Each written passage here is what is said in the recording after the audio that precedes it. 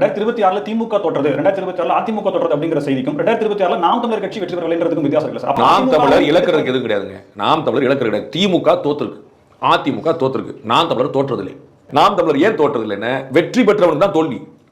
வளர்ந்துகிட்டே இருக்கிறார். இப்பதான் போயிட்டு இருக்கார், பயிற்சி எடுத்துட்டு போய் நீ ஜெயிச்சா சொன்னா முதலமைச்சர் பதவி தான். அந்த முதலமைச்சர் பதவியில எனக்கு எந்த அவசரமும் இல்லை. நீங்க சொல்லுங்க, நாளைக்கு ஒருத்தர் எடப்பாடி பழனிசாமி கூட்டணி அமைச்சாருன்னு அவருக்கு ஒரு 40 எம்எல்ஏ சீட்டு கொடுத்தாங்கன்னு 25 எம்எல்ஏ கேரண்டி.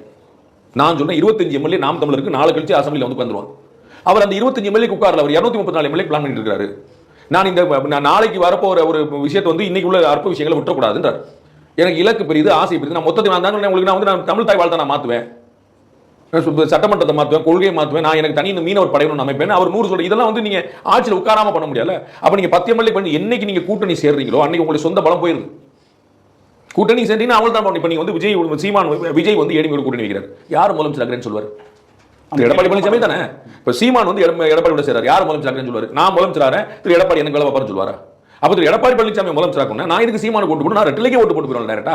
அங்கதானே உங்க எல்லா கட்சியும் காணாம இருக்கு. மதிமுக எங்க விழுந்தது? 2 கம்யூனிஸ்ட் கட்சிகள் ஏன் வளர முடியல? ஏன் காங்கிரஸ் வந்து செகண்ட் பிள்ளை வச்சிட்டு இருக்கேன்? நாங்கள் ஸ்டாலினை முதலமைச்சர் ஆகும், நாங்களே ஸ்டாலின் முதலமைச்சர் ஆகும், நீங்க எதுக்குட்டாங்க? உங்களுக்கு புரியுங்களா? அப்ப நாங்க வந்து எடப்பாடி பழனிசாமி முதலமைச்சர் நாங்க ஏற்கனவே ஆக்கிட்டோம், நாங்க பார்த்துட்டோம். இவ்வளவுதான் கணக்கு புரிஞ்சுக்கணும். அப்ப சொந்தமா வளர கட்சிக்கு தான் வாய்ப்பு இருக்கு. நீங்க நாம் தமிழர்ல வந்து ஏன் தோற்கலன்னு சொல்றேன் நீங்க பார்க்கணும். நாம் தமிழர் தோற்கல, ஏடிஎம்கே தோற்று, திமுக தோற்று. ஆனா நாம் தமிழர் தோற்கல ஏன் சொல்றேன்? அவங்க 1, 3, 5, 8ன்னு கூடிக்கிட்டே போற கிராஃப், அந்த கிராஃப் போயிட்டு இருக்கும்போது தோல்வின்னு எப்படி சொல்லுவீங்க? கிராஃப் விழுந்தா தானங்க தோல்வி. சார் நேத்து நீங்க 100 ரூபாய் வச்சிருந்தீங்க, இன்னைக்கு 50 ரூபா இருக்கு, நட்டம். புரியுங்களா? லாஸ். நேத்து 100 ரூபாய், இன்னைக்கு 120 ரூபாய், நாளைக்கு 140 ரூபாய், நாளைக்கு 160 ரூபாய். என்ன லாஸ்? வெக்கமே இல்லைன்னு சொல்லிட்டு புரியலையே. He is gaining.